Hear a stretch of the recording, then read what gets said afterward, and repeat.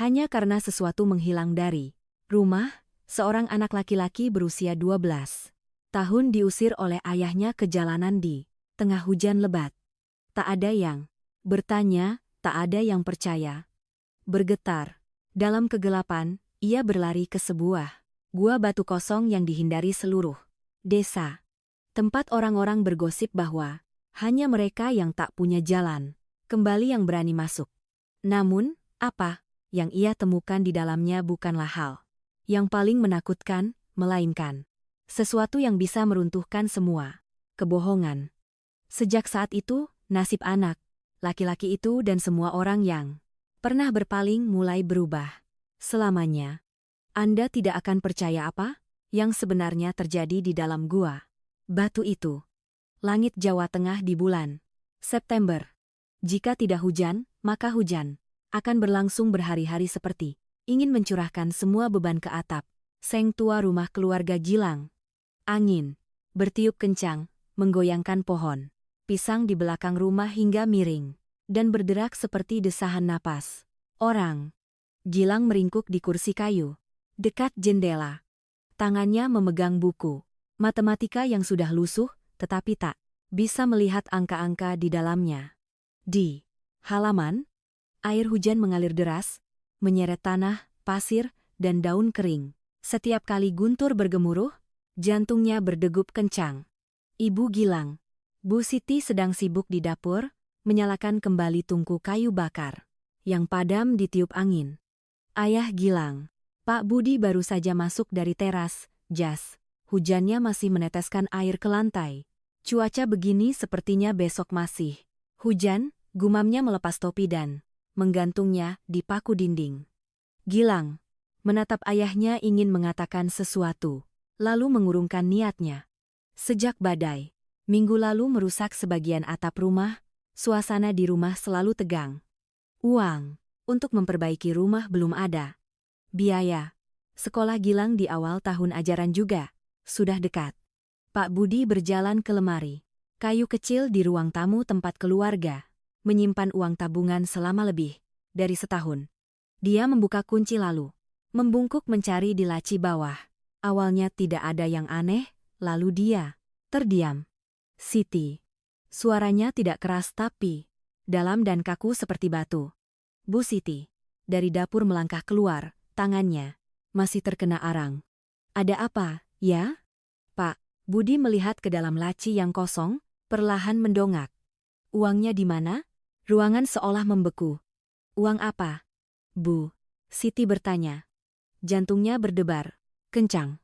Uang yang kita simpan di kotak besi itu R30 juta. Bu Siti melangkah, cepat mendekat, berlutut di samping suaminya, membuka lebar laci lemari. Kotak besi itu masih ada tetapi terasa ringan. Tutupnya terbuka. Di dalamnya, kosong. Tidak mungkin, bisiknya. Kemarin, saya baru memeriksanya. Pak Budi melompat berdiri. Wajahnya memerah. Kedua tangannya mengepal erat. Ada orang masuk rumah? Tidak, hanya Gilang di rumah. Saya ke pasar, ayah ke bengkel. Keduanya berbalik menatap Gilang. Anak itu terkejut. Ayah, ibu. Mata Pak Budi tajam seperti pisau. Sini, nak. Gilang perlahan berdiri. Kinya gemetar, melangkah. Jantungnya berdebar kencang, hingga rasanya ingin keluar. Kamu mengambil uang di dalam kotak? Pertanyaan itu jatuh seperti pukulan. Tidak, kakak tidak mengambilnya. Gilang segera menggelengkan kepala. Kakak bersumpah tidak mengambilnya. Pak Budi membentak, jadi uangnya terbang sendiri. Gilang panik. Kakak bahkan tidak menyentuhnya. Ya, kakak di rumah.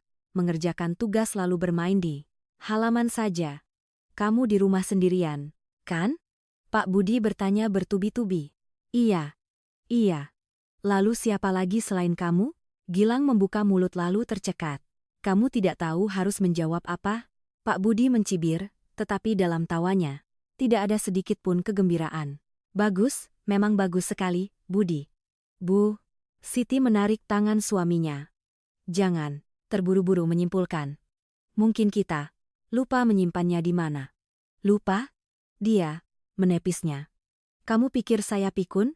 Gilang merasa tenggorokannya kering. Ayah, kakak serius? Kakak tidak mengambil uangnya? Kakak tahu itu uang untuk memperbaiki rumah dan uang sekolah. Kakak tahu tapi masih mengambilnya. Pak Budi membentak. Suara guntur bergemuruh di luar seolah menekankan kemarahan di rumah kecil itu. Gilang menangis. Kakak tidak mengambilnya. Kakak bersumpah. Sumpah. Apa? Pak Budi memukul meja. Dulu ayah percaya teman akrab. Dia juga bersumpah. Akhirnya dia menyapu bersih semua uang. Ayah lalu menghilang. Untuk apa? Bersumpah? Gilang terdiam. Dia belum pernah mendengar ayahnya menceritakan detail seperti itu. Bukan orang itu? Gilang tercekat, kakak anak ayah. Pak, Budi menatapnya tajam, matanya memerah. Justru karena kamu anakku, aku semakin tidak bisa menerima ini. Di luar pintu, beberapa tetangga mulai mengintip. Ada yang berbisik, katanya uang hilang, pasti anak itu yang mengambil. Anak-anak, sekarang menakutkan. Bisikan-bisikan itu, seperti jarum menusuk telinga Pak Budi. Dia berbalik ke pintu lalu kembali, menunjuk langsung ke Gilang. Malu kan? Seluruh kampung sudah tahu. Gilang menangis tersedu-sedu. Kakak tidak melakukannya. Yah, Bu Siti berdiri, gemetar menghalangi di depan anaknya. Tenanglah. Yah, dia anak yang baik sejak kecil. Tidak pernah mengambil barang orang lain. Kamu membela dia. Pak Budi menggeram. Uang hilang. Dia satu-satunya di rumah. Kamu masih mau membela sampai kapan? Tapi tidak ada bukti. Tidak ada. Bukti pun sudah cukup jelas. Dia menoleh ke Gilang. Suaranya dingin. Mana uangnya? Kakak tidak tahu. Tidak tahu. Dia tersenyum pahit. Kalau begitu, berarti kamu mengakui, ayah. Diam. Pak, Budi terengah-engah. Seluruh tubuhnya gemetar karena marah. Lalu tiba-tiba dia menunjuk ke pintu. Pergi. Gilang mengira dia salah dengar. Ayah bilang apa? Aku bilang kamu pergi dari rumah ini. Budi. Bu Siti menjerit. Kamu ini apa-apaan? Dia sudah besar. Tahu mencuri berarti tahu menanggung akibatnya. Gilang berdiri terpaku. Di luar hujan nak. Pergi keluar dan berpikir sampai sadar. Bu Siti memeluk anaknya. Air mata mengalir deras. Mas, dia anak kita. Pak, Budi memalingkan wajah. Suaranya kaku, seperti batu. Aku tidak akan memelihara pencuri. Gilang gemetar. Ayah, kakak, mohon. Kakak tidak melakukannya. Tidak. Ada jawaban, hanya suara hujan yang semakin deras. Bu Siti gemetar melepas jaket tipisnya dan memakaikannya pada anaknya. Pergi keluar sebentar, nanti. Ibu akan bicara lagi dengan ayahmu, katanya tercekat. Gilang menatap ibunya, lalu menatap ayahnya. Ayahnya membalikkan badan. Saat itu di hati, Gilang ada sesuatu yang hancur. Berkeping-keping. Dia meraih tas ransel tuanya. Di dalamnya hanya ada buku dan sebotol air. Melangkah keluar ke teras, hujan segera menerpa wajahnya dengan dingin. Di belakangnya pintu kayu tertutup rapat. Brak! Suara itu terdengar lebih berat dari guntur. Gilang berdiri terpaku di teras sesaat, lalu melangkah keluar. Air hujan bercampur dengan air mata. Dia tidak tahu harus pergi kemana, hanya tahu bahwa tempat yang disebut rumah baru saja hilang. Dalam benaknya hanya terngiang satu kalimat. Kakak hanya butuh ayah percaya pada kakak, tetapi itu tidak terjadi. Dan hujan terus turun, tanpa henti. Seolah menangisi seorang anak yang baru saja kehilangan satu-satunya sandaran dalam hidupnya. Gilang berjalan di tengah hujan seperti bayangan kecil yang tersesat di jalan tanah merah yang menuju keluar dari desa. Air setinggi mata kaki terasa dingin menusuk. Sandalnya tergelincir, berkali-kali nyaris terjatuh. Angin menerpa wajahnya tajam seperti jarum, Tetapi Gilang tidak berhenti. Jika berhenti, ia takut akan berbalik. Dan jika berbalik, ia harus melihat tatapan dingin ayahnya sekali lagi. Ia tidak tahu harus pergi kemana, hanya tahu bahwa tinggal di sana terlalu menyakitkan. Di belakangnya, cahaya lampu rumah seseorang berkedip lalu padam. Suara hujan menenggelamkan semua suara. Sesekali terdengar gonggongan anjing dari jauh. Terdengar sedih dan tersesat. Gilang menggigil kedinginan. Jaket ibunya sudah basah kuyup, berat, seperti batu. Tas ranselnya berdetak pelan di punggungnya setiap langkah. Ia teringat uang sekolah, teringat atap rumah yang rusak, teringat tatapan kecewa ayahnya. Kakak tidak mengambilnya. Yah, Gilang berbisik, tetapi hanya hujan yang mendengar. Semakin jauh berjalan, rumah-rumah semakin jarang. Jalan tanah berubah menjadi jalan setapak kecil yang menuju ke pinggir hutan.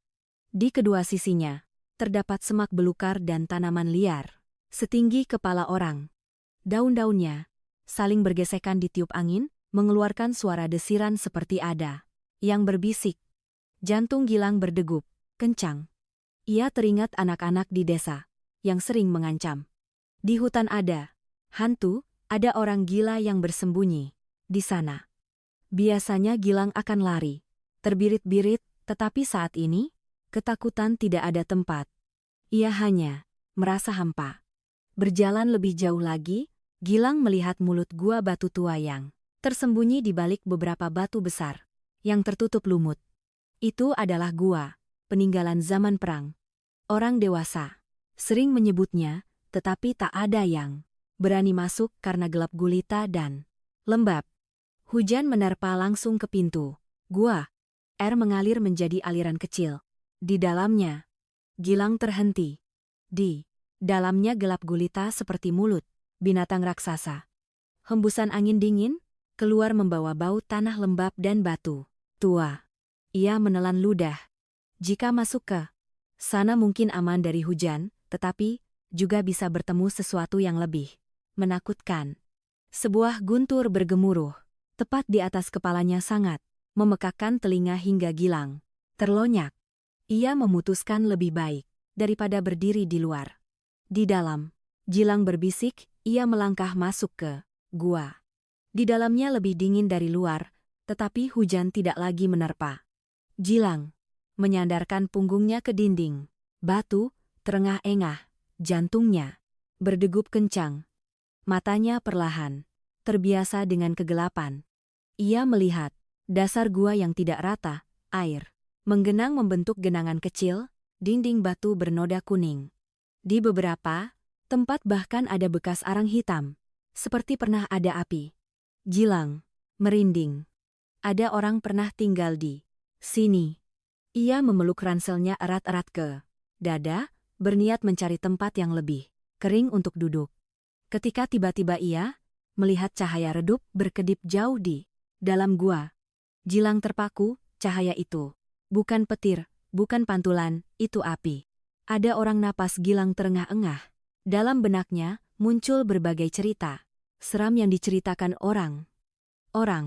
Gelandangan, orang gila, orang jahat. Gilang mundur, selangkah berniat berbalik. Keluar ketika kakinya terpeleset di lantai batu yang basah. Bruk! Ia jatuh dengan keras. Siku tangannya terbentur. Batu. Sakit sekali. Suara itu bergema di seluruh gua. Cahaya api di dalam terhenti, lalu bergerak. Gilang panik. Siapa itu? Sebuah suara pria parau terdengar. Gilang ingin lari tetapi kakinya seolah menempel di tanah. Cahaya api semakin mendekat. Dari kegelapan muncul seorang pria tinggi kurus, rambut acak-acakan, janggut tumbuh lebat, jaket usang, celana belepotan lumpur. Di tangannya ada obor kecil yang terbuat dari kain yang dililitkan pada kayu. Cahaya api menyinari wajah kurus itu, tetapi matanya sangat jernih. Siapa itu? Tanyanya lagi. Gilang gemetar, seperti anjing kedinginan. Saya, minta maaf, saya tidak mengambil apa-apa. Ia berkata dalam ketakutan. Pria itu terdiam. Mengambil apa? Dia mengerutkan kening. Saya hanya berlindung dari hujan. Saya tidak tahu ada orang di sini.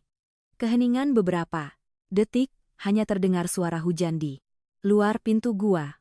Pria itu menatap Gilang. Dari ujung kepala hingga ujung kaki. Bajunya basah kuyup, wajahnya kotor, matanya memerah. Kamu dari mana? Tanyanya perlahan. Gilang menggigit bibirnya. Air mata mengalir. Saya tidak punya tempat untuk pulang. Pria itu tidak mengatakan apa-apa. Dia mengangkat obor lebih tinggi menyinari wajah Gilang. Kamu menangis? Gilang mengangguk lalu menggeleng lalu mengangguk lagi. Ayah saya mengusir saya, katanya terisak. Ayah bilang saya mencuri uang. Pria itu terkesiap. Cahaya api sedikit berkedip. Mencuri. Saya tidak melakukannya. Gilang buru-buru. Saya bersumpah tapi tak ada yang percaya. Ia menangis sungguh-sungguh. Tangisan itu keluar seolah sudah lama. Sekali baru dilepaskan. Pria itu diam. Sangat lama lalu menghela napas berat. Siapa namamu, Gilang? Berapa usiamu? 12. Pria itu mengangguk perlahan. Duduklah. Gilang ragu. Saya tidak akan mengganggu. Saya hanya duduk sebentar lalu pergi. Hujan begini. Kamu mau pergi kemana? Tanyanya pelan. Duduklah. Saya tidak akan memakan anak kecil. Suara itu tidak galak sama sekali. Bahkan ada sedikit nada lelah bercampur lucu. Gilang ragu. Beberapa detik, lalu menyeret dirinya. Mendekat, duduk di batu yang lebih kering. Pria itu meletakkan obor di celah batu, mengambil sebotol air tua dari sudut gua. Minumlah. Gilang menatap. Botol air itu seperti harta karun. Saya terima kasih. Air dingin mengalir. Di tenggorokannya membuatnya terbatuk, tetapi terasa sangat nyaman. Pria itu mengamati Gilang dengan sangat cermat. Kamu bilang ayahmu mengusirmu karena curiga kamu mengambil uang. Gilang mengangguk.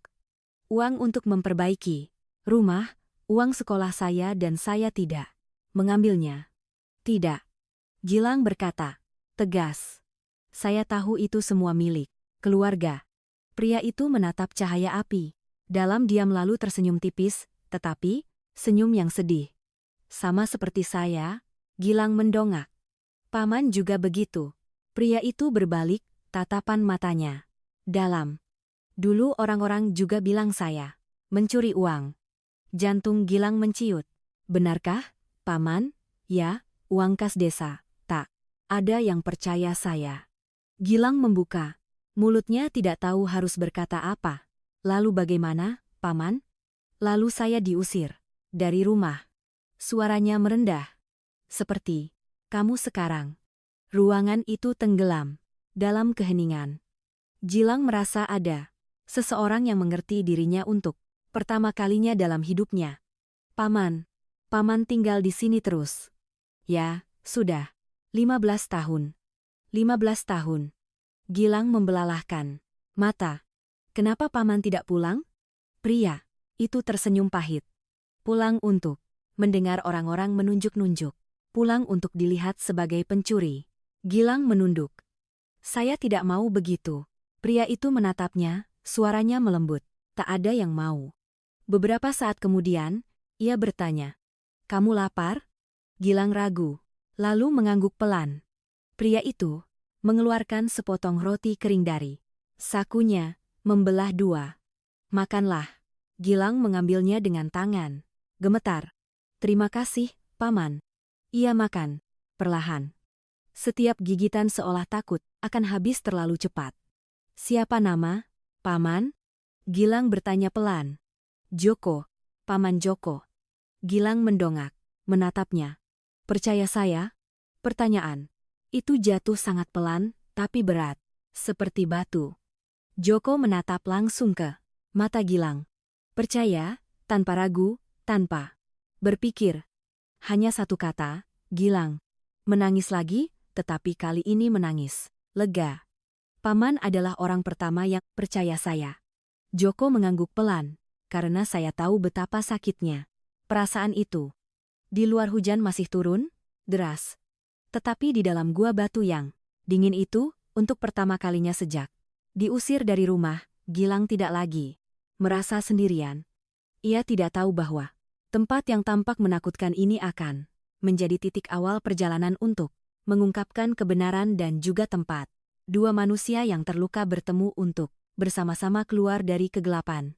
Malam itu, hujan terus berlanjut hingga larut malam. Suara tetesan air dari langit-langit gua ke genangan batu terdengar teratur seperti jam yang menghitung setiap menit yang berlalu. Gilang meringkuk di sudut paling kering, menyandarkan punggungnya ke dinding batu yang dingin. Joko duduk di seberangnya, diam-diam menambahkan kayu bakar ke api kecil di tengah gua. Cahaya api memantul di dinding. Bayangan dua orang itu berkedip-kedip, bengkok seperti dua jiwa tersesat mencari tempat berteduh. Gilang tidak bisa tidur. Mata. Ia kembali melihat gambar ayahnya. Menunjuk ke pintu, mendengar suara pintu. Kayu yang terbanting menutup dan kata-kata dingin. Aku tidak akan memelihara pencuri. Ia membuka mata, menatap Joko. Paman, saat diusir. Paman, umur berapa? Joko tidak langsung mendongak. Ia membalik kayu bakar agar api kembali menyala lalu baru menjawab, 27. Sudah dewasa begitu, tapi mereka tetap tidak percaya, Paman. Joko tersenyum pahit. Dewasa atau kecil, tidak penting. Ketika orang sudah memutuskan seseorang salah, mereka tidak perlu mendengarkan lagi. Gilang menelan ludah.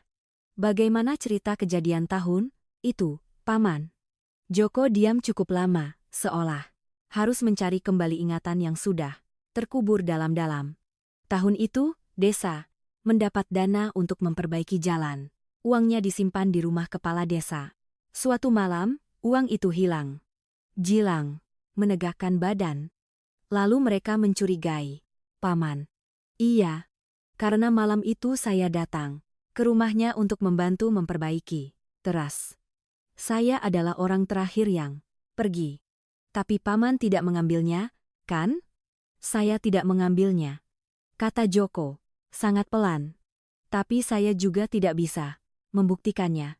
Gilang merasa tenggorokannya tercekat. Tidak ada yang percaya Paman. Joko menggelengkan kepala. Ayah saya hanya bertanya satu kalimat. Apakah kamu melakukannya? Saya bilang tidak. Dia diam lalu menyuruh saya berkemas. Cahaya api memantul di matanya, tetapi tidak bisa melarutkan lapisan dingin di dalamnya. Paman tidak melawan? Tentu saja. Joko tersenyum, kecil.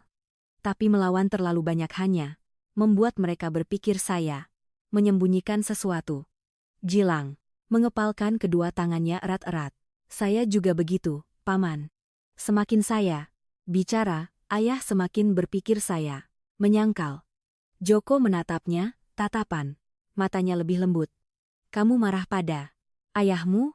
Gilang berpikir sejenak. Di luar, hujan sudah mereda, hanya terdengar suara angin yang menyelinap melalui mulut gua. Ya, Gilang berkata jujur. Tapi saya pikir ayah takut. Takut apa? Takut ditipu. Joko sedikit mengerutkan kening. Ayah saya pernah ditipu teman akrabnya, kehilangan semua modal usahanya. Sejak saat itu ayah tidak percaya siapun. Joko mengangguk pelan, jadi dia pikir kamu juga seperti orang itu. Gilang menunduk. Saya tidak menyalahkan ayah sepenuhnya. Saya hanya sedih. Dua kata terakhir begitu kecil, hingga hampir larut dalam suara angin. Joko menatapnya sangat lama. Kamu tahu apa yang paling menyakitkan bagi saya? Tanyanya. Gilang menggelengkan kepala. Bukan diusir, bukan kehilangan rumah, kata Joko perlahan, melainkan perasaan. Tidak lagi menjadi bagian dari tempat itu.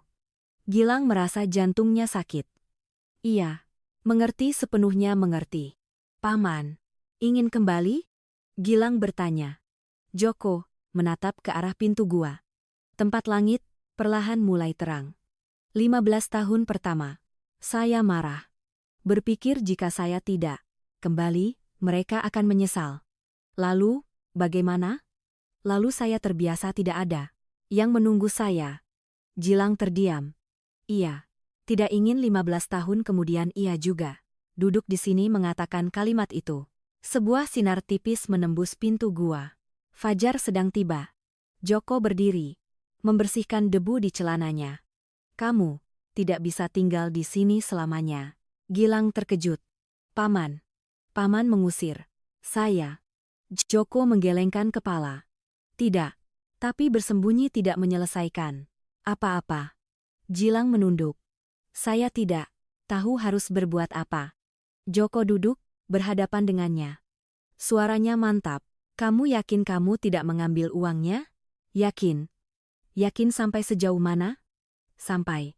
Kalau ada yang meminta saya bersumpah di depan makam nenek moyang, saya berani. Joko menatap dalam ke matanya. Dia melihat di sana kepanikan, tetapi tidak ada tanda-tanda kebohongan. Kalau begitu, kita harus mencari tahu siapa yang mengambilnya. Gilang terkesiap, mencari tahu. Tapi bagaimana? Pertama, kita harus tahu siapa yang mungkin mengambilnya. Gilang mengedipkan mata. Saya belum memikirkannya. Ceritakan detailnya kepada saya, kata Joko. Uang itu disimpan di mana? Di dalam kotak besi, di lemari kayu. Kunci lemarinya ada di rak tinggi. Siapa yang tahu tempat itu? Seluruh keluarga saya tahu. Ada lagi. Gilang ragu. Bibi Ina sering datang meminjam barang. Putranya Tony juga sering bermain dengan saya.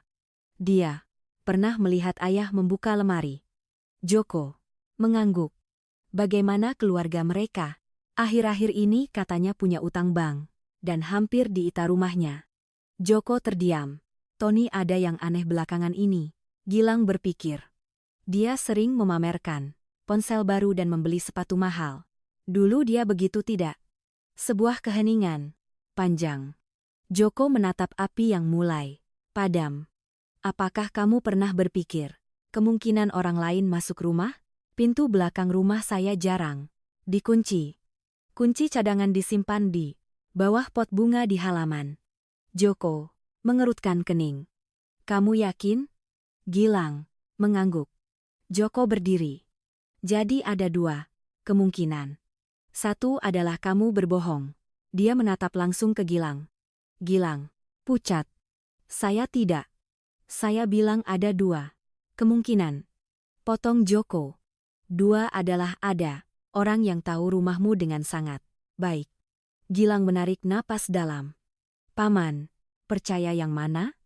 Joko tidak langsung menjawab. Dia melangkah ke pintu gua, melihat ke arah desa yang terbuka di tengah kabut pagi. Saya percaya tatapan matamu. Gilang mendongak. Saya tidak berbohong.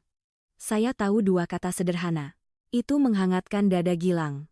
Tapi jika kamu tidak bersalah, Joko melanjutkan, maka kamu harus siap menghadapi. Menghadapi apa? Menghadapi kenyataan bahwa seluruh desa akan berpikir kamu salah. Gilang menelan ludah. Saya sudah mengalaminya. Belum cukup, kata Joko. Perlahan. Ketika saya kembali, mereka juga akan melihat saya seperti dulu. Gilang menatapnya. Paman takut? Joko diam sangat lama. Takut? Tentu saja. Lalu kenapa paman masih mau membantu saya? Joko berbalik. Tatapan matanya untuk pertama kalinya tidak lagi menghindar. Karena jika saya tidak melakukannya, saya akan hidup 15 tahun lagi di gua ini. Gilang mengerti. Membantu Gilang juga merupakan cara Joko menyelamatkan dirinya sendiri. Matahari perlahan naik, lebih tinggi, menyinari pintu gua dengan cahaya kuning redup. Joko memadamkan api. Makanlah sesuatu, lalu kita turun ke desa. Gilang terkejut. Sekarang, semakin cepat semakin baik. Gilang melihat ke arah jalan tanah yang menuju ke rumah. Jantungnya berdebar kencang. Saya takut bertemu ayah. Bukan Bertemu untuk meminta maaf, kata Joko, tapi bertemu untuk mencari kebenaran. Gilang mengepalkan tali ranselnya. Paman, ikut saya. Saya ikut. Kedua orang itu keluar dari gua batu. Udara pagi terasa sejuk. Bau tanah lembab setelah hujan masih melekat di udara. Desa kecil terlihat di bawah. Atap-atap seng berkilauan diterpa sinar matahari pagi. Gilang berdiri diam beberapa detik. Kemarin ia pergi di tengah hujan seperti orang yang diusir. Hari ini ia kembali, bukan untuk meminta maaf, tetapi untuk mencari keadilan bagi dirinya sendiri. Joko berjalan di sampingnya pelan tapi mantap. Dua orang yang pernah diusir dari tempat mereka berada kini berjalan bersama menuju tempat itu. Mereka tidak tahu apakah jalan di depan akan mudah atau penuh duri. Tetapi setidaknya kali ini tidak ada yang harus berjalan sendirian. Jalan setapak dari hutan menuju desa di pagi hari basah dan lembut setelah hujan semalam. Tanah menempel di sandal Gilang. Ia berjalan perlahan. Setiap langkah terasa berat. Di depannya, Joko berjalan lebih tenang. Bahunya sedikit membungkuk, tetapi langkahnya mantap seperti orang yang terbiasa dengan jalanan hutan. Gilang tidak berbicara sepanjang perjalanan panjang. Dalam benaknya terus muncul gambaran rumah kecil dengan pintu kayu yang tertutup rapat tadi malam. Memikirkan bahwa ia akan segera kembali. Mendekati tempat itu, jantungnya menciut. Paman Joko Gilang bersuara, suaranya pelan. Kalau mereka tidak percaya saya bagaimana?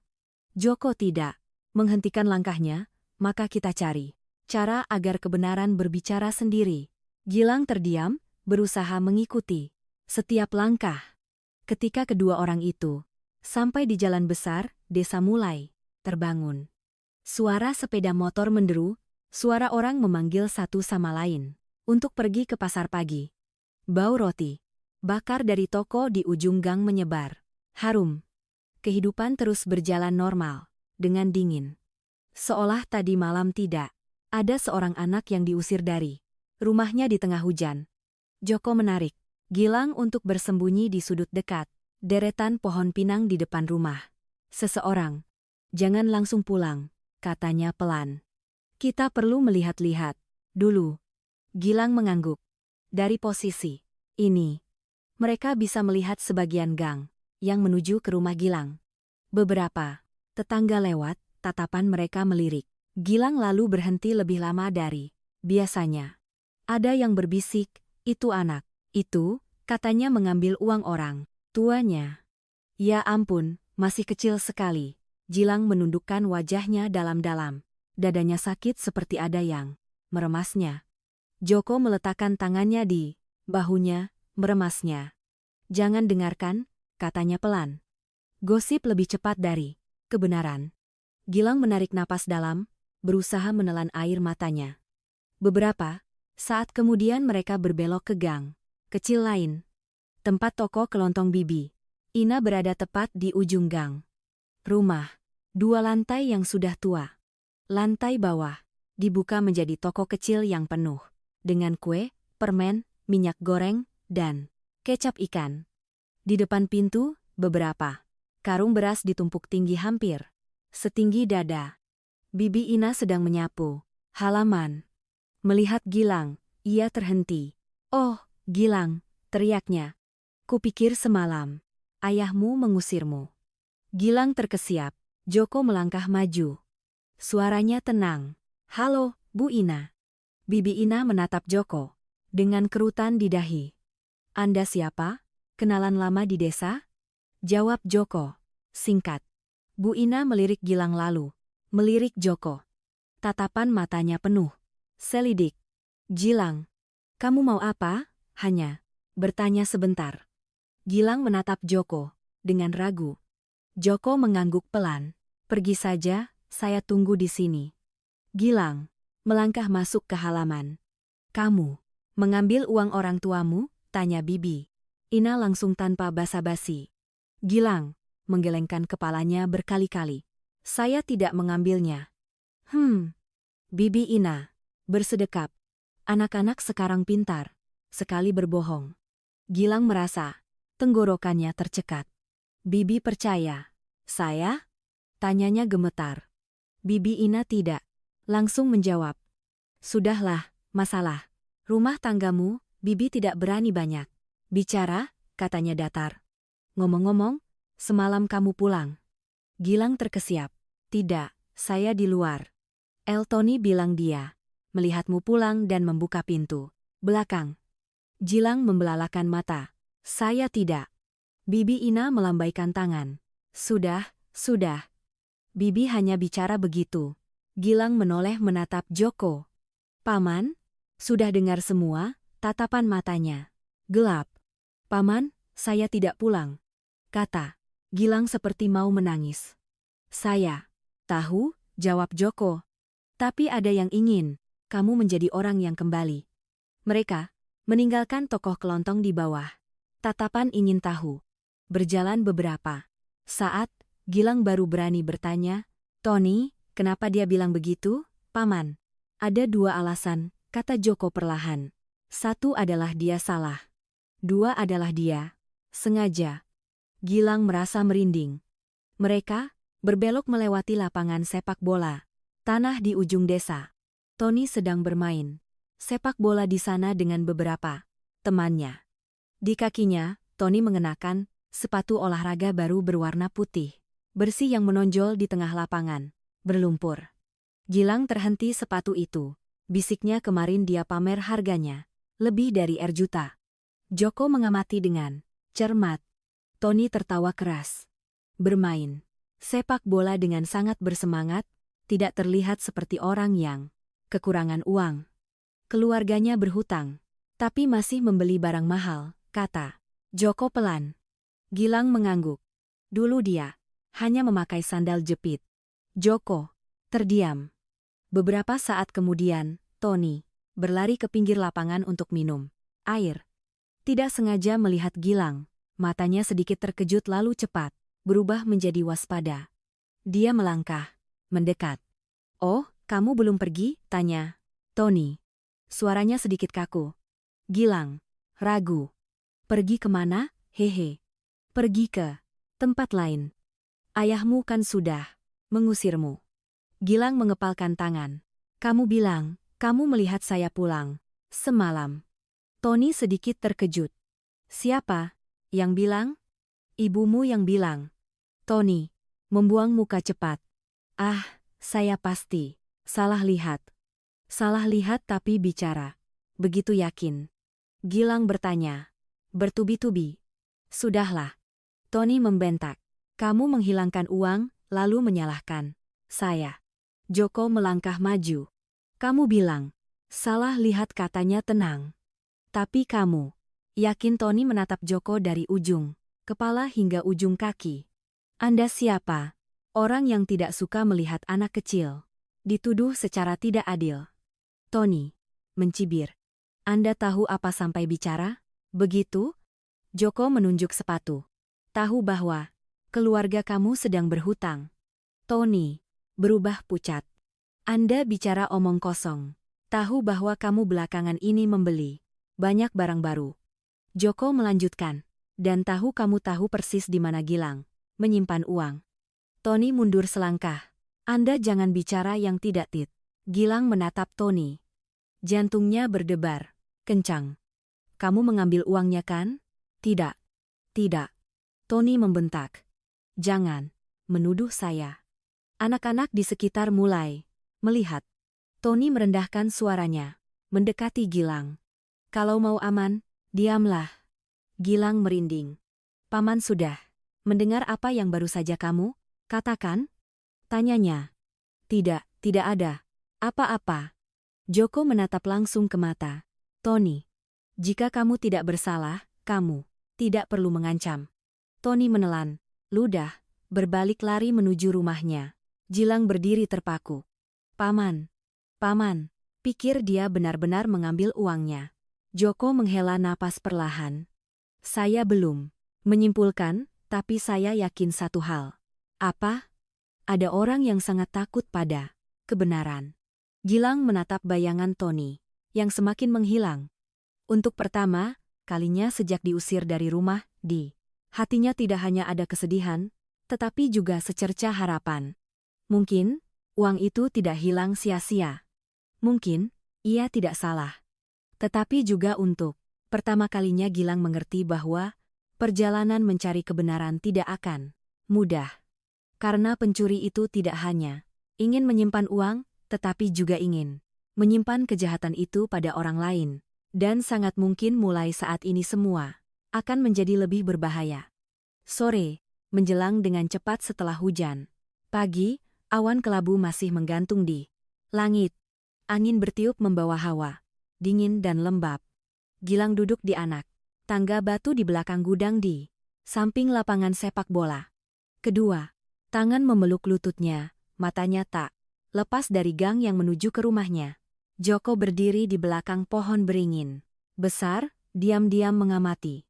Sejak meninggalkan lapangan sepak bola, dalam hati Gilang terus bergejolak perasaan tidak nyaman. Tatapan mata Tony tadi, antara panik dan agresif tidak seperti tatapan anak kecil tak bersalah yang dicurigai. Itu lebih seperti orang yang takut rahasianya terbongkar. Paman yakin, malam ini dia akan kembali. Gilang berbisik, kemungkinan besar, jawab Joko. Orang yang sudah berani mengambil sekali biasanya akan nekat lagi. Apalagi jika mereka sangat butuh uang. Gilang menelan ludah, tapi kalau dia tidak kembali, bagaimana? Maka kita tunggu. Angin meniup daun beringin berdesir. Cahaya senja yang merah gelap menyelimuti atap rumah di desa membuat segalanya tampak damai sekaligus berat. Setiap menit berlalu dengan lambat, Gilang mulai berpikir, mungkin Joko salah tebak. Mungkin Tony hanya pamer barang yang benar-benar diberikan oleh kenalannya. Mungkin ia akan selamanya dicap sebagai pencuri. Pikiran itu membuat dadanya tercekat. Paman Joko, Gilang memanggil pelan. Ya, kalau tidak ditemukan bukti bagaimana? Joko terdiam. Sesaat, maka kita terus mencari. Tapi, ayahmu, kepercayaan tidak datang dari perkataan, itu datang dari kebenaran. Gilang menunduk. Langit semakin gelap. Di desa, orang-orang mulai menyalakan lampu. Bau makan malam tercium dari rumah-rumah kecil. Suara sandal jepit. Suara TV terdengar dari setiap rumah. Kehidupan normal yang menyakitkan. Lalu, tiba-tiba, Joko meremas bahu Gilang dengan lembut. Lihatlah. Gilang mendongak. Di ujung gang, sebuah bayangan diam-diam melangkah keluar dari rumah Bibi Ina. Tony mengenakan jaket gelap. Tudung kepalanya menutupi hampir separuh wajahnya. Cahaya lampu jalan menyorotinya membuat bayangannya memanjang di tanah basah. Jantung Gilang berdebar kencang. Itu dia, bisiknya Tony, melihat sekeliling sangat cepat, sangat waspada. Lalu ia berbelok ke jalan kecil yang menuju ke belakang rumah Gilang. Ayo, kata Joko pelan. Kedua orang itu menjaga jarak, diam-diam mengikuti. Langkah kaki Tony ringan dan cepat, jelas sudah terbiasa berjalan di kegelapan. Ia menghindari tempat-tempat yang ada cahaya lampu menyelinap, melewati beberapa pagar rendah. Gilang gemetar karena gugup, mereka bersembunyi di balik rumpun pisang dekat pagar belakang rumah Gilang. Rumah itu gelap, gulita. Hanya ada cahaya lampu dari rumah tetangga yang samar-samar. Tony berhenti, membungkuk ke pot bunga dekat tembok. Gilang menahan napas, tangan Tony meraih ke bawah pot, mengambil kunci. Jantung Gilang serasa ingin melompat keluar dari dadanya. Paman. Dia mengambil kunci. Gilang berbisik, diam, kata Joko pelan. Tony memasukkan kunci ke pintu belakang. Pintu itu berderit pelan lalu terbuka. Ia menghilang dalam kegelapan rumah. Gilang ingin menjerit. Dia benar-benar masuk. Tenang, kata Joko di telinganya. Kita perlu melihat jelas apa yang dia lakukan. Kedua orang itu menunggu. Setiap detik terasa sepanjang menit. Dalam benak Gilang muncul gambaran Tony membuka lemari, mencari di kotak uang yang kosong, lalu tertawa, mengejek. Bagaimana kalau uangnya tidak ada lagi, Paman? Gilang khawatir. Kalau tidak ada, setidaknya kita tahu dia pernah masuk. 1 menit, 2 menit berlalu. Lalu ada cahaya senter kecil berkedip di dalam rumah. Cahaya itu menyapu dinding, melewati lemari. Gilang menggigit, bibirnya erat-erat. Tiba-tiba kaki Gilang terpeleset di tanah basah. Krek. Sebuah ranting patah di bawah kakinya. Suara itu terdengar jelas di malam yang sunyi. Gilang terpaku. Joko meremas tangannya, tetapi sudah terlambat. Di dalam rumah, cahaya senter terhenti lalu padam. Pintu belakang terbuka. Tony berlari keluar. Matanya menyapu sekeliling dengan panik. Gilang dan Joko menunduk rapat-rapat ke tanah. Tony menatap lurus ke arah rumpun pisang. Ada orang di sana. Bentaknya pelan. Jantung Gilang berdebar kencang. Jika Tony melangkah lebih jauh, ia akan melihat mereka. Joko menarik Gilang sedikit, lebih jauh ke dalam. Seekor anjing di rumah sebelah tiba-tiba menggonggong. Nyaring. Tony terkejut berbalik ke arah lain. Pasti saya berhalusinasi, gumamnya. Lalu ia menyelipkan kunci. Kembali di bawah pot bunga, berbalik. Lari cepat menuju rumahnya. Gilang menghela napas lega seperti baru saja lolos dari maut. Paman, saya merusaknya. Bisiknya dengan suara gemetar. Tidak, kata Joko pelan. Sebaliknya. Kenapa sebaliknya? Karena saya sudah melihat cukup. Gilang mendongak. Cukup apa, Paman? Cukup untuk tahu dia pasti masuk ke rumahmu. Joko melihat ke arah pintu belakang yang masih sedikit terbuka. Dan cukup untuk tahu, dia sangat takut. Ketahuan. Gilang menelan ludah. Tapi, kita tidak punya bukti. Belum, Joko mengakui, tapi kita sudah punya petunjuk yang jelas. Kedua orang itu diam-diam meninggalkan rumpun pisang, berputar ke jalan lain. Jantung Gilang masih berdebar kencang. Paman, saat dia melihat ke arah saya kira saya akan mati. Orang yang bersalah memang akan terkejut, kata Joko. Gilang berpikir sejenak lalu bertanya. Jadi, sekarang kita akan melakukan apa? Selanjutnya, Joko menjawab perlahan. Kita butuh bukti yang tidak bisa disangkal. Siapun Gilang khawatir. Bagaimana kita bisa mendapatkannya? Joko berhenti, menatap langsung ke matanya. Saya akan membiarkannya membuka kedoknya sendiri. Gilang merinding. Bagaimana caranya? Dengan sebuah jebakan. Gilang membelalahkan mata, jebakan seperti menangkap pencuri. Paman. Ya. Joko mengangguk. Tapi harus dilakukan dengan sangat hati-hati. Jika salah langkah, kamu akan dicap sebagai pembuat cerita. Gilang terdiam. Ia mengerti ini bukan lagi permainan anak-anak. Satu langkah salah bisa membuat semua orang percaya ia berbohong selamanya. Saya takut. Gilang mengakui. Joko meletakkan tangannya di bahunya. Saya juga takut. Lalu kenapa Paman masih melakukannya? Joko menatap ke arah desa. Lampu-lampu berkelap-kelip di malam hari. Karena saya sudah bersembunyi selama 15 tahun, katanya. Dan bersembunyi tidak membuat kebenaran menghilang. Gilang menarik napas dalam. Jika Paman ikut saya akan melakukannya. Joko tersenyum kecil. Itu baru namanya keberanian. Angin malam bertiup, membawa bau tanah lembab dan hawa dingin. Gilang tahu sejak saat ini, semuanya telah berubah. Ia tidak lagi menjadi anak kecil yang hanya tahu menangis dan melarikan diri. Ia sedang memasuki pertempuran untuk mendapatkan kembali kehormatannya. Tetapi ia juga mengerti dengan jelas bahwa pencuri itu sudah mulai membalas dengan rumor dan jebakan yang akan datang akan menentukan segalanya. Jika berhasil, kebenaran akan terungkap. Jika gagal, Gilang bisa kehilangan kesempatan terakhir untuk dipercaya selamanya. Desas-desus menyebar lebih cepat dari angin setelah hujan. Hanya dalam satu pagi, hampir seluruh desa sudah berbisik-bisik. tentang Gilang yang diam-diam kembali ke rumah di tengah malam. Ada yang yakin telah melihat bayangan kecil berlari melewati pagar. Ada yang menambahkan bahwa ia bahkan menggeledah dapur.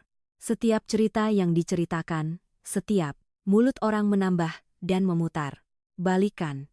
Hingga Gilang dalam cerita itu menjadi anak nakal yang licik kembali untuk mengambil sisa uang. Gilang mendengar semuanya, ia dan Joko berdiri bersembunyi di balik tembok bata tua dekat pasar kecil, melihat orang-orang yang dikenalnya lewat. Benarkan dia? Kukira Polos ternyata anak nakal sekali. Gilang menunduk dalam-dalam. Tangannya gemetar. Paman Joko, mereka semua sudah percaya. Joko menggenggam tangannya erat-erat. Rumor mudah dipercaya karena sederhana. Kebenaran rumit jadi orang malas berpikir. Gilang tercekat. Saya belum melakukan apa-apa, tapi sudah diperlakukan seperti penjahat. Saya tahu perasaan itu, kata Joko pelan. Keduanya berjalan memutar ke belakang pasar untuk menghindari tatapan. Tetapi desa kecil itu tidak memiliki tempat yang benar-benar bisa dihindari. Siang itu, ketika Gilang sedang duduk makan roti bakar yang dibelikan Joko, seorang pria berseragam polisi desa mendekat. Anda, Joko, kan?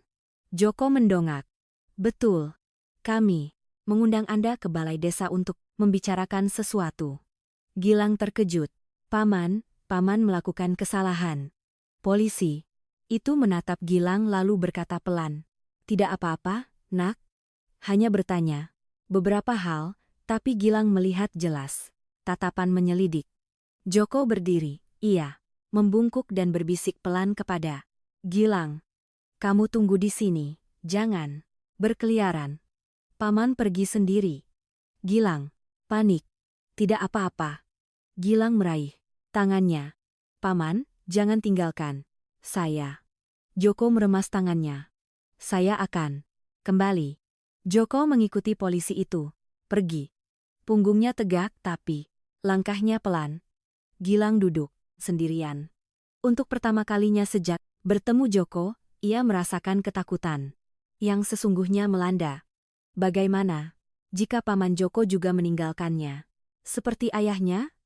Bagaimana jika semua orang mengira Paman adalah penjahat? Sungguhan. Waktu berlalu dengan lambat. Gilang melihat jam dinding di toko kelontong dekat situ. Jarum menit bergerak sedikit demi sedikit. 1 jam 2 jam ia tidak berani pergi. Menjelang sore, Joko baru kembali. Wajahnya lelah, tetapi matanya tetap mantap. Paman. Gilang melompat berdiri. Joko mengangguk, menenangkan. Tidak apa-apa. Mereka melakukan apa pada Paman? Bertanya. Tentang masa lalu, tentang kamu, tentang semalam. Gilang gemetar. Mereka percaya. Paman. Joko menghela napas. Mereka belum percaya siapun. Gilang menunduk. Jadi, mereka mencurigai Paman. Ya, Joko mengakui dan juga mencurigai kamu. Keheningan meliputi. Gilang menggigit bibirnya hingga berdarah. Bagaimana kalau Paman pergi saja? Katanya dalam air mata. Kalau Paman tidak di sini, mereka hanya akan mencurigai saya sendiri. Joko berhenti dan berbalik cepat. Kamu pikir saya akan meninggalkanmu? Gilang ketakutan, mengangguk pelan. Joko meletakkan kedua tangannya di bahunya. Dengarkan, baik-baik. Saya pernah melarikan diri sekali dalam hidup saya dan menyesal selama 15 tahun. Saya tidak akan mengulanginya. Gilang menangis. Tapi, saya takut mereka menangkap Paman. Saya tidak melakukan kesalahan apa-apa, kata Joko tegas. Dan jika mereka membutuhkan seseorang untuk bertanggung jawab demi melindungimu, saya siap. Gilang mendongak. Benarkah, Paman? Benar. Sebuah kalimat sederhana tetapi berat seperti sumpah. Mereka meninggalkan pasar menuju pinggir desa. Sepanjang jalan tatapan, orang-orang tertuju pada Joko. Ada yang berbisik, Itu Joko yang dulu itu. Dia sudah kembali, lagi-lagi terlibat kasus pencurian. Gilang mendengarnya dan hatinya sakit seperti diobek. Paman. Mereka menjelek-jelekkan Paman. Joko tersenyum tipis. Saya sudah terbiasa. Tapi saya tidak terbiasa. Joko menunduk menatap Gilang. Nanti kamu akan terbiasa dengan orang-orang yang salah. Paham? Tapi jangan pernah terbiasa dengan dirimu yang diam ketika difitnah. Gilang menyeka air mata yang mengalir. Malam itu mereka duduk di tepi sungai kecil di belakang hutan tempat yang jarang dilalui orang. Joko menyalakan api. Cahaya api yang berkedip-kedip menyinari wajah lelahnya. Paman Gilang bertanya pelan. Dulu Paman tidak kembali karena takut dicurigai. Lagi. Awalnya marah, kata Joko, lalu malu. Akhirnya terbiasa tidak ada siapapun. Paman menyesal. Joko menatap api. Setiap hari. Gilang mengepalkan tangan. Saya tidak ingin nanti jadi seperti Paman. Joko berbalik tersenyum. Sedih. Jadi kita harus melakukannya. Sampai akhir. Angin bertiup dingin di tepi sungai. Tapi sekarang situasinya lebih buruk, kata Gilang. Semua orang mengira saya kembali untuk mengambil uang. Dan itu sebabnya kita harus memiliki bukti yang tidak bisa disangkal. Gilang mendongak. Bukti? Seperti apa, Paman? Joko terdiam sesaat. Kita butuh orang yang memiliki pengaruh di desa. Seperti siapa? Kepala desa. Gilang membelalakan mata. Pak Lurah. Dia yang dulu juga mencurigai Paman, kan? Betul. Joko mengangguk. Dan jika dia percaya saya kali ini, seluruh desa harus mendengarkan. Gilang khawatir. Dia mau membantu? Tidak yakin. Joko mengakui. Tapi kita harus mencoba. Keheningan berlangsung lama. Gilang menatap cahaya api. Dalam hatinya, bercampur antara takut dan harapan. Paman Joko, katanya pelan. Kalau pada akhirnya mereka tetap tidak percaya. Bagaimana?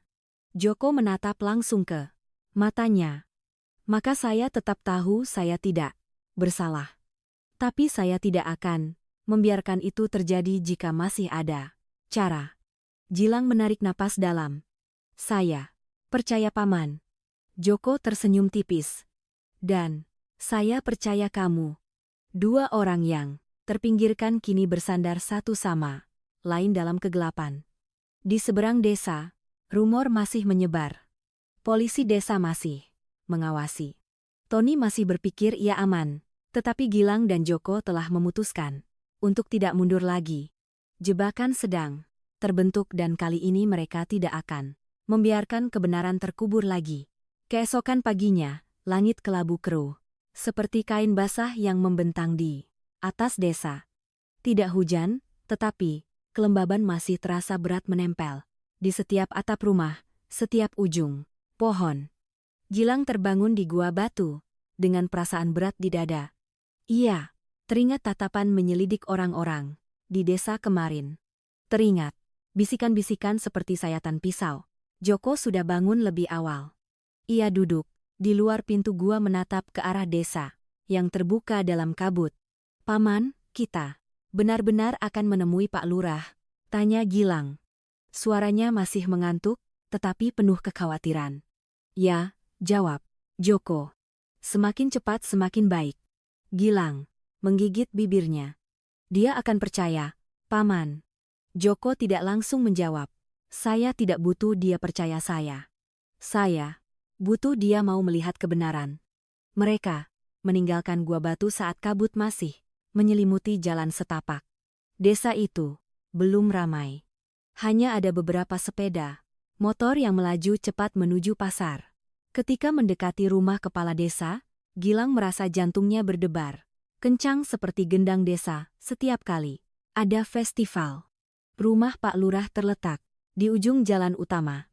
Atap jenteng merah, tua tapi bersih. Di halaman depan, bendera merah putih berkibar lembut, tertiup angin. Joko berhenti di depan gerbang. Kamu berdiri di belakang saya, katanya pelan. Dengarkan saja. Jangan ikut campur.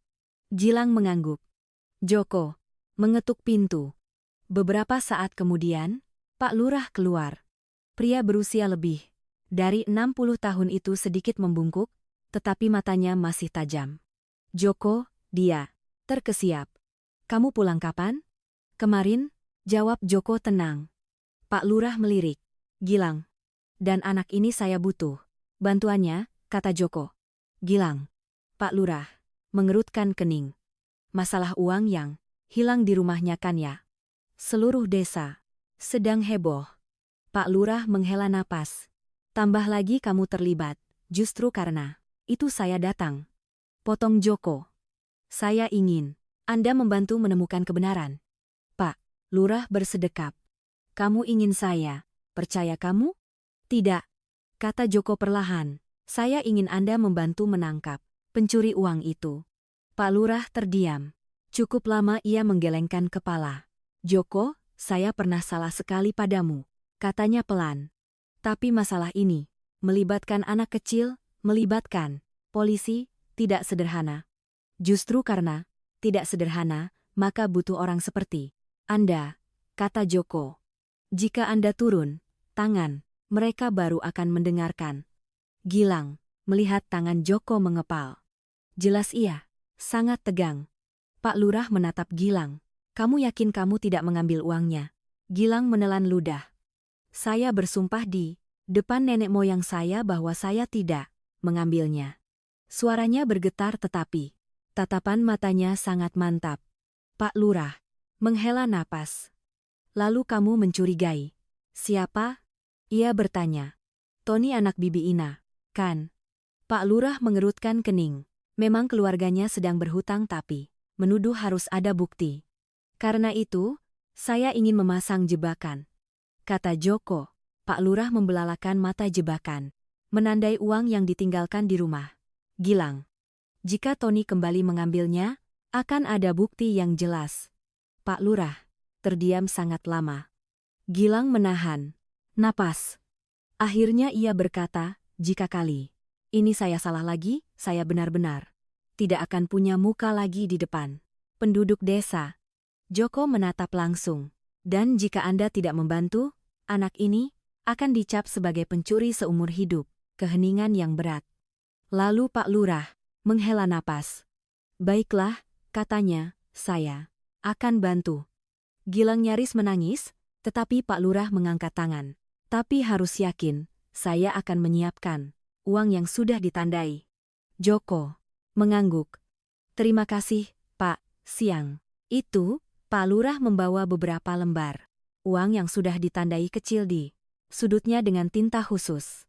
Hanya terlihat jika diperhatikan dengan seksama, cukup mirip dengan uang asli. Jika ada yang membelanjakannya, katanya, orang akan menyadarinya. Gilang memegang uang itu dengan tangan gemetar. Kalau dia tidak kembali, bagaimana? Tanyanya. Maka kita tunggu, jawab Joko. Sore harinya, Joko dan Gilang menyelinap kembali ke rumah Gilang melalui pintu belakang ketika orang tua Gilang belum pulang kerja. Rumah itu sepi. Bau apek. Setelah hujan masih tercium. Gilang melihat sekeliling, jantungnya menciut. Paman, saya takut. Keberanian bukan berarti tidak takut, kata Joko, melainkan bertindak meskipun takut. Mereka meletakkan uang itu di kotak besi. Di lemari kayu, menguncinya dengan hati-hati, lalu meletakkan kunci di tempat semula. Semuanya persis seperti sebelumnya. Selesai, bisik Joko. Mereka pergi dengan cepat kembali ke semak-semak dekat pagar. Langit mulai gelap, lampu rumah mulai menyala, suara serangga mulai berderik. Gilang memeluk lututnya. Matanya tak lepas dari pintu belakang rumahnya. Paman pikir malam ini dia akan datang. Kemungkinan besar, kata Joko. Waktu berlalu lambat sekali. Gilang mengantuk tapi tidak berani memejamkan mata. Jantungnya terus berdebar kencang. Menjelang tengah malam, ketika seluruh desa hampir tenggelam dalam keheningan, Joko berbisik pelan. Dia datang. Sebuah bayangan melintas cepat dari arah rumah.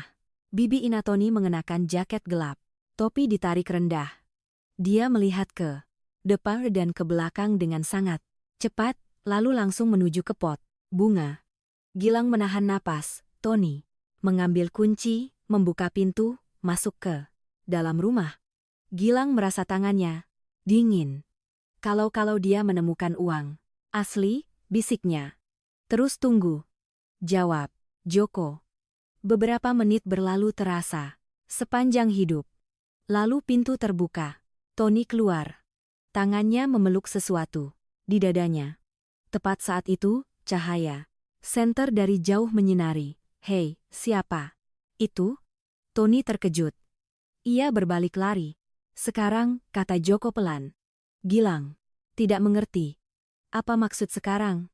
Ketika ia melihat Joko melompat dan berlari ke pintu belakang. Tetapi Joko tidak mengejar Tony. Ia berlari masuk rumah, dengan cepat mengunci pintu belakang dari dalam, lalu diam-diam kembali meletakkan kunci di tempat semula. Gilang membelalakkan mata. "Paman, melakukan apa?" "Mengunci rumah agar dia tidak bisa kembali membuang bukti atau membuat cerita," bisik Joko. "Sekarang, kita punya bukti." Jantung Gilang berdebar kencang. "Tapi kita belum menangkapnya." "Tidak perlu menangkapnya. Segera," jawab Joko. "Uang yang ditandai akan mengungkapkannya sendiri." Gilang mulai mengerti. Dia akan membelanjakan uang itu dan ketika dia membelanjakannya, orang akan melihat tandanya. Kedua orang itu diam-diam mundur dalam kegelapan. Gilang merasa takut sekaligus berharap hingga sesak napas. Bagaimana jika Tony tidak membelanjakan uangnya? Bagaimana jika dia menemukan uang itu sudah ditandai? Bagaimana jika ada orang lain yang mengambil uang sebelum Tony? Ratusan pertanyaan berputar di benaknya. Tapi Joko tetap tenang. "Jebakan sudah dipasang," katanya pelan.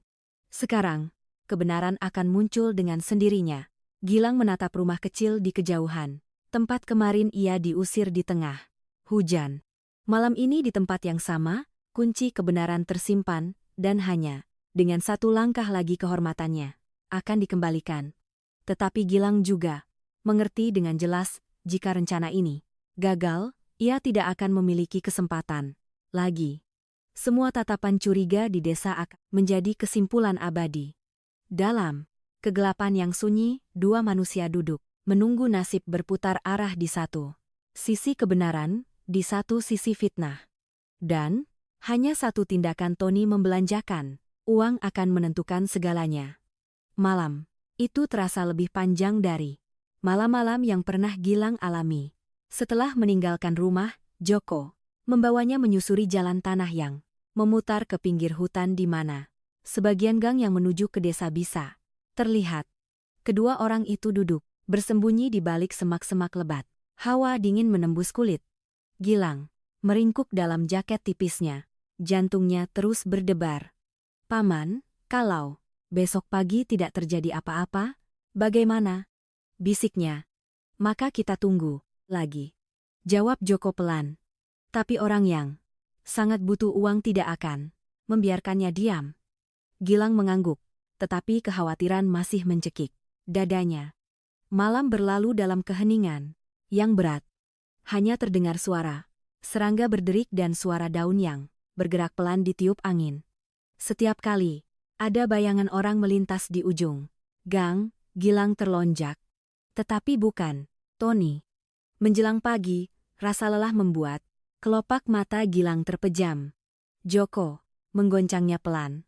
Sudah mau pagi, kabut tebal menyelimuti desa kecil.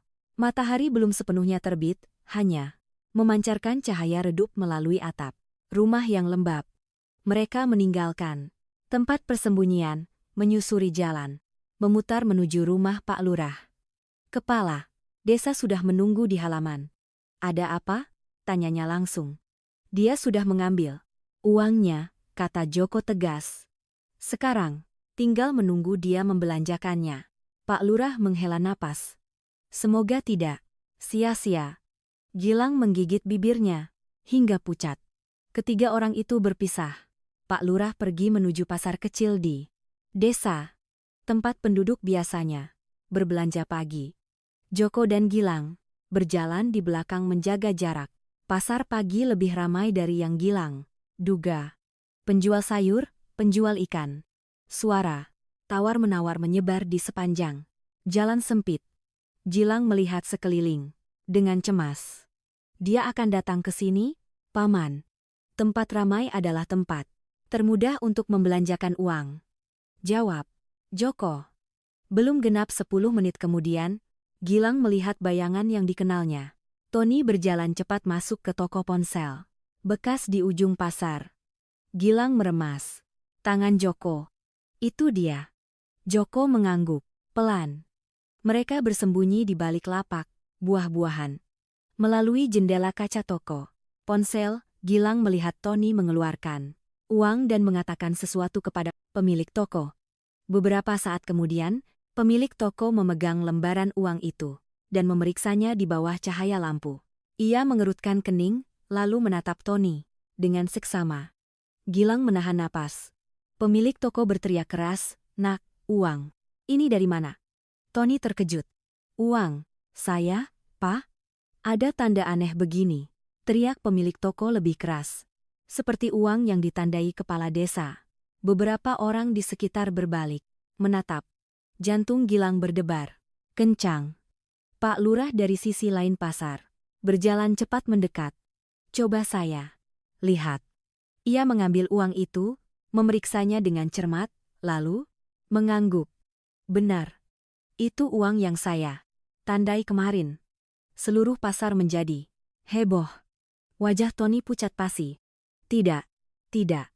Kenapa saya punya uang ini, Pak?" bertanya dengan suara serius. "Tony, mundur. Saya menemukannya." Bisikan-bisikan mulai terdengar. "Menemukan kok pas uang yang ditandai. Uang rumah Gilang hilangkan." Gilang berdiri gemetar. Joko meletakkan tangannya di bahunya. "Tenang, Pak Lurah," menatap Tony tajam. "Semalam kamu masuk ke rumah Gilang." Tony menggigit bibirnya, keringat membanjiri. "Tidak. Lalu kenapa uang yang ditandai ada di tanganmu?" Tony terdiam.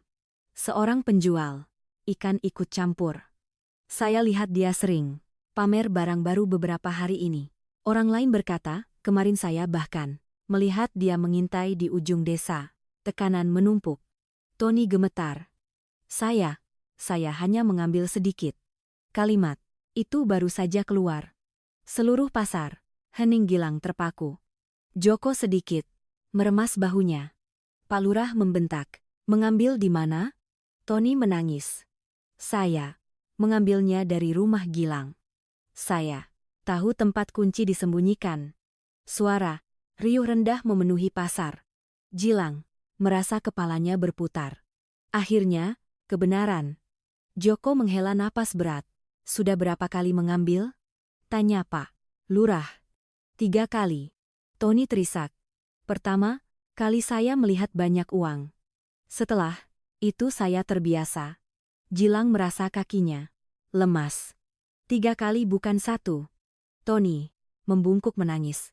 "Saya minta maaf, saya takut rumah saya disita." Seluruh pasar hening beberapa detik lalu ramai dengan bisikan-bisikan. "Ya ampun, jadi Gilang difitnah.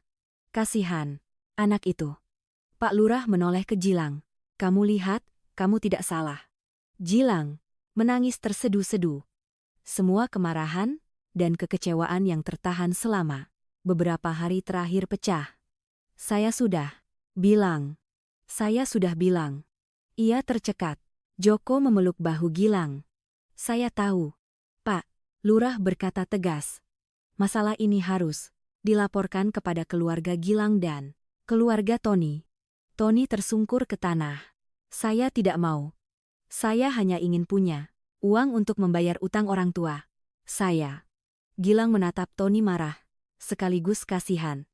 Ia belum sempat mengatakan apa-apa ketika Pak Lurah sudah memanggil polisi desa. Dalam waktu singkat, semua berita menyebar ke seluruh desa. Rumor kemarin berbalik. Total. Kini orang-orang berbisik-bisik dengan cara lain. Tony yang pencuri. Gilang difitnah. Kasihan sekali. Untung. Ada Pak Joko. Gilang mendengarnya dan air matanya masih mengalir. Ia tidak senang, hanya merasa ringan seperti beban batu yang menimpa dadanya. Terangkat. Joko berdiri di sampingnya. Tatapan matanya tenang. Perjuangan. Merebut kembali kebenaran akhirnya berhasil. Tetapi di dalam hatinya ia mengerti bagian yang lebih sulit masih ada di depan. Karena kebenaran bisa mengungkap pencuri, tetapi untuk menyembuhkan luka yang telah ditimbulkan akan membutuhkan lebih dari sekadar permintaan maaf. Gilang menoleh ke Joko. Paman, kita berhasil kan? Joko mengangguk pelan. Ya, tapi ceritanya belum berakhir. Gilang tidak sepenuhnya mengerti, tetapi ia merasakan kebenaran telah terungkap. Sekarang saatnya menghadapi apa yang ditinggalkan di rumah Gilang, di hati orang tuanya, dan di masa lalu Joko yang menyakitkan. Matahari sudah sepenuhnya terbit, menyinari pasar kecil dengan cahaya kuning hangat. Hari baru telah dimulai, tapi juga hari di mana setiap orang harus melihat kembali bagaimana mereka terburu-buru menghakimi seorang anak yang tidak bersalah dan konsekuensi dari mempercayai rumor daripada kebenaran. Kabar penangkapan Tony menyebar ke desa begitu cepat hingga Gilang dan Joko belum sempat meninggalkan pasar. Beberapa tetangga sudah berlari, tergopoh-gopoh datang. Wajah mereka semua penuh keheranan. Ada yang bahkan menutup mulut seolah tidak percaya telinga mereka. Benarkah begitu? Dia mengakui, ya ampun, jadi Gilang difitnah selama beberapa hari ini. Gilang berdiri di tengah kerumunan. Kakinya gemetar, hatinya terasa ringan, sekaligus kosong. Ia tidak tahu harus senang atau menangis. Air matanya terus mengalir, panas tak tertahankan. Pak, Lurah menepuk bahu Gilang. Pulanglah, nak, ceritakan kebenaran kepada orang tuamu. Gilang mengangguk. Ia menoleh ke Joko. Paman, ikut saya. Joko menatapnya. Sejenak lalu mengangguk. Tentu saja, jalan pulang ke rumah Gilang hari ini terasa lebih pendek dari biasanya, tetapi setiap langkah terasa berat, dengan emosi. Di sepanjang jalan, orang-orang menatap Gilang dengan tatapan yang sangat berbeda. Tidak ada lagi kecurigaan, tidak ada lagi tatapan menyelidik, melainkan rasa kasihan. Kasihan anak itu difitnah, tapi tak ada yang percaya. Gilang mendengarnya dan hatinya menciut. Jika hari ini tidak ada bukti, mungkin tatapan ini tidak akan pernah muncul. Gerbang kayu rumah Gilang terlihat di depan mata. Gilang terhenti, tangannya gemetar saat menyentuh kunci pintu. Di dalam, kedua orang tuanya sedang duduk di meja. Wajah mereka tegang. Mungkin mereka juga baru saja mendengar kabar dari tetangga. Gilang menarik napas dalam lalu mendorong pintu. Ayah, Ibu. Bu Siti berbalik. Cepat. Ia berlari memeluk anaknya. Mata mengalir deras. Ya ampun, kamu ke mana saja beberapa hari ini? Ibu, khawatir sekali. Gilang tercekat. Saya di luar. Pak Budi melompat berdiri. Berita di pasar itu bagaimana? Tanyanya. Tergesa-gesa.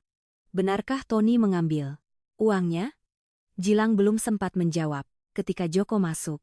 Itu benar, kata Joko. Tenang. Dia sudah mengakui. Pak Budi terkejut. Anda Joko?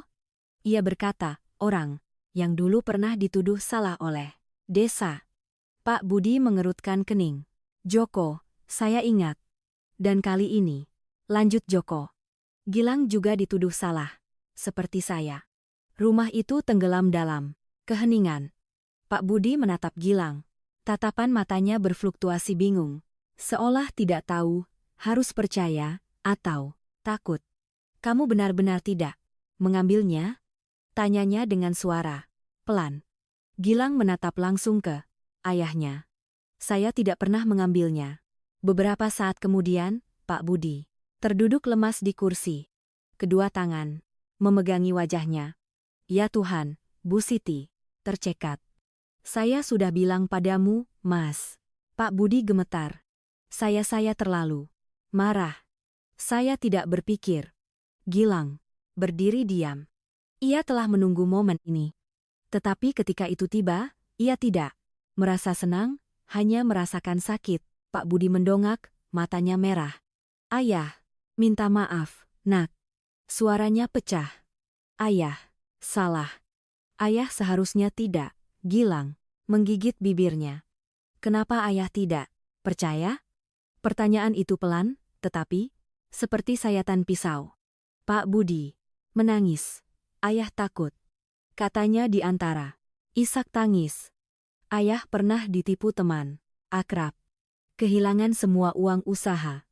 Ayah takut ditipu lagi, jadi ayah tidak berani percaya siapapun, tapi saya anak, ayah ya. Gilang berbisik. Ayah tahu, teriaknya dalam kesakitan. Ayah tahu, tapi saat itu ayah hanya melihat uang hilang. Hanya melihat orang-orang memandang. Ia memukul dadanya. Ayah, bodoh sekali.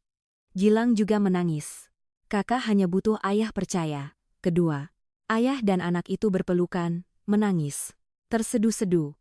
Tidak ada lagi kemarahan. Hanya ada rasa sakit. Joko berdiri diam di pintu. Pemandangan ini membawanya kembali 15 tahun yang lalu. Hari ketika ia berdiri di depan ayahnya mengatakan, ia tidak mengambil uang, tetapi tak ada yang percaya. Hari ketika ia diusir, tanpa sepatah kata pun permintaan maaf, Pak Budi menoleh ke Joko. Mas Joko, iya. Gemetar. Saya minta maaf pada Anda. Joko menatapnya dengan tatapan tenang. Bukan hanya Anda, kata Joko perlahan. Seluruh desa telah salah. Pak Budi menunduk. Kami telah percaya rumor, tidak mau mencari tahu. Keheningan juga merupakan bentuk menyakiti orang lain, kata Joko pelan. Pak Budi mengangguk. Berkali-kali. Benar-benar. Beberapa saat. Kemudian, ketukan pintu terdengar. Bibi. Ina berdiri di luar dengan wajah pucat. Di sampingnya Tony dengan mata merah. Budi Siti Bibi Ina gemetar. Saya minta maaf. Tony menangis. Saya minta maaf, Gilang. Saya tidak bermaksud begitu. Saya takut rumah saya disita. Gilang menatap Tony. Dalam hatinya ada kemarahan, tetapi juga rasa kasihan. Uangnya di mana? Pak Budi bertanya. Serius. Saya sudah menghabiskan sedikit. Sisanya polisi yang pegang. Bibi Ina tersungkur. Saya tidak tahu dia melakukan itu. Kalau tahu, saya lebih baik mati. Joko bersuara. Utang tidak membenarkan kita berbuat salah. Bibi Ina menangis tersedu-sedu. Saya salah. Udara berat menyelimuti rumah. Semua orang bersalah. Semua orang sakit. Beberapa saat kemudian, Pak Lurah masuk. Masalah lama juga sudah terungkap, katanya dengan suara berat. Dulu orang-orang dari keluarga Bibi Ina pernah menyebarkan rumor salah tentang Joko. Banyak orang tahu, tapi tidak ada yang mengatakan apa-apa. Rumah itu senyap. Joko memejamkan mata. Jadi itu benar. Bukan hanya satu orang, tetapi juga keheningan orang banyak. Pak Budi gemetar. Ya Tuhan, jadi kami sudah berlalu, kata Joko. Tapi itu tidak boleh terulang. Gilang menatap Joko. Dalam hatinya tumbuh rasa hormat yang mendalam.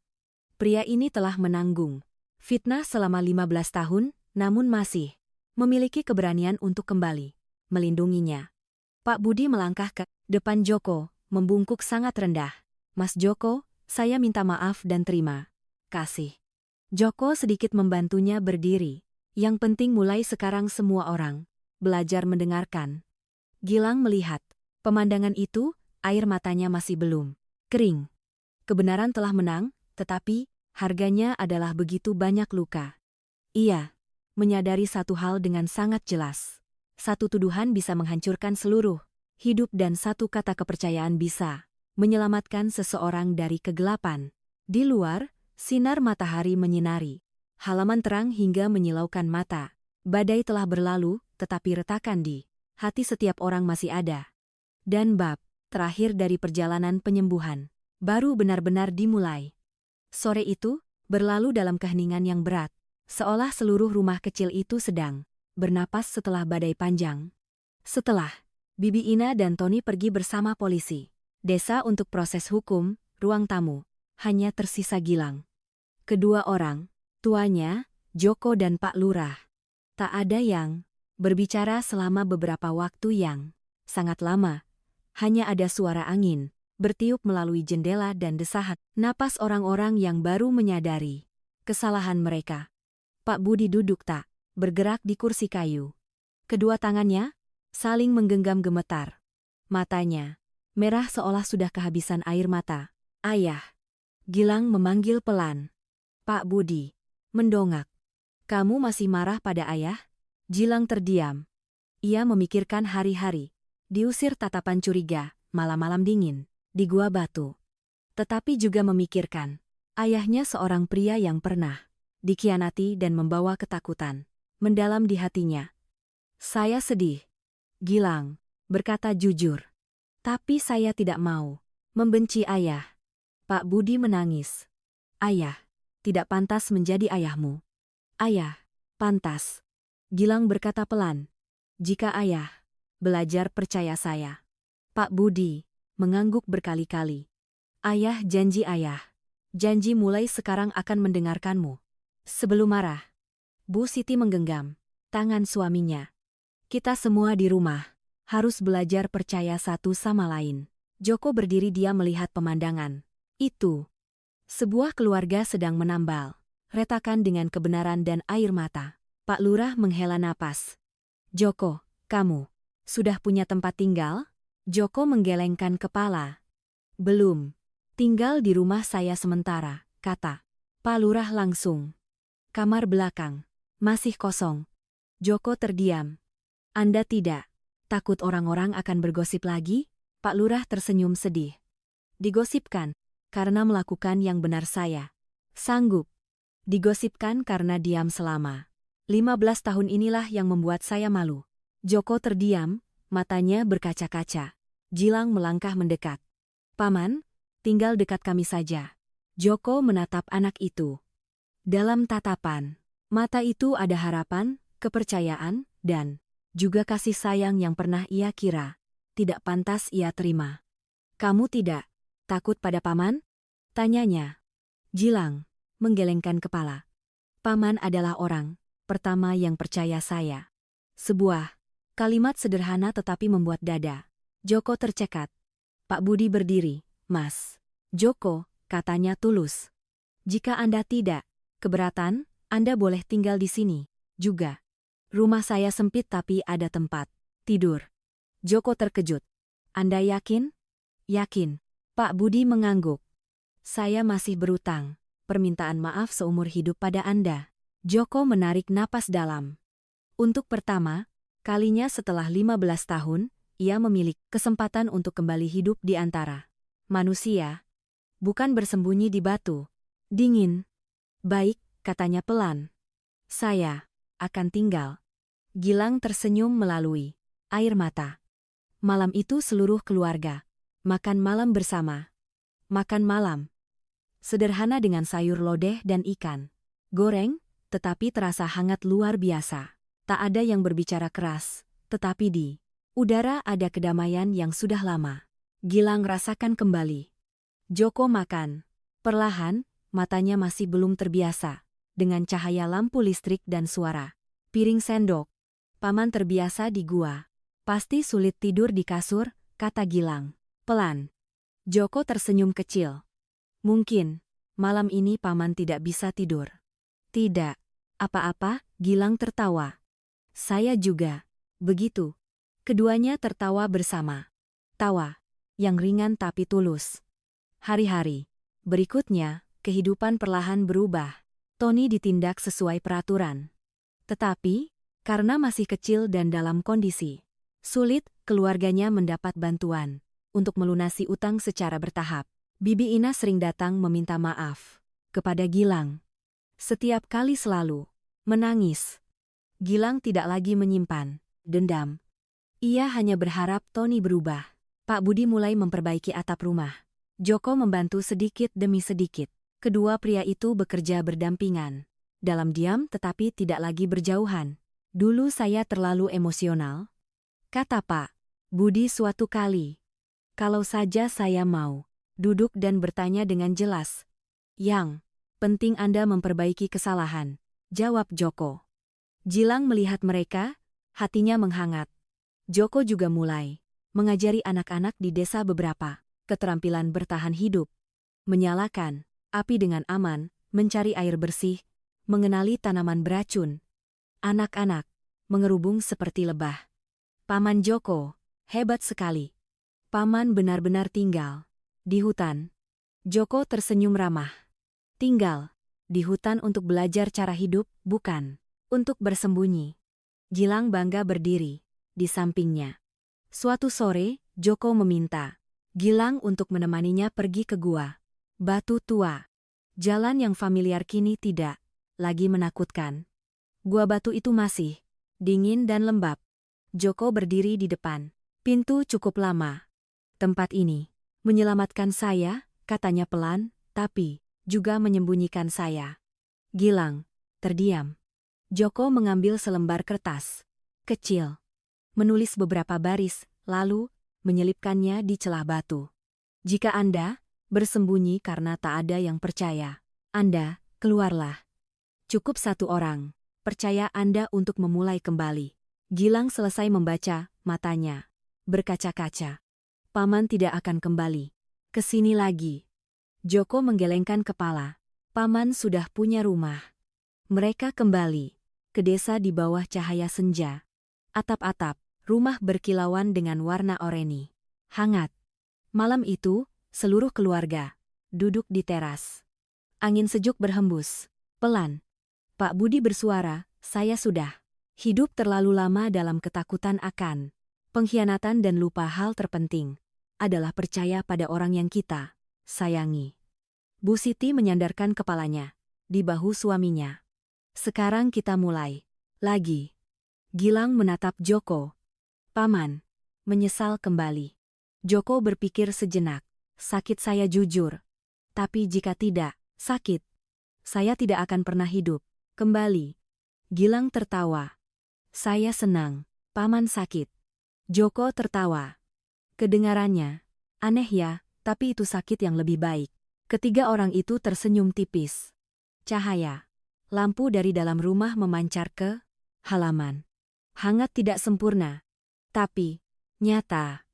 Gilang mendongak menatap langit yang penuh bintang. Ia pernah berpikir, hanya butuh satu tuduhan untuk kehilangan segalanya. Tetapi kini ia mengerti hanya butuh satu orang yang percaya padanya. Seluruh dunia bisa berubah. Dan sejak malam ia diusir dari rumah di tengah hujan, ia tidak hanya menemukan kembali kebenaran, ia menemukan kembali keluarga, menemukan kembali kepercayaan, dan membantu seorang manusia lain keluar dari kegelapan. Kisah ini tidak berakhir dengan keajaiban, melainkan dengan manusia yang belajar mencintai lagi dari awal. Dan itulah keajaiban yang sesungguhnya.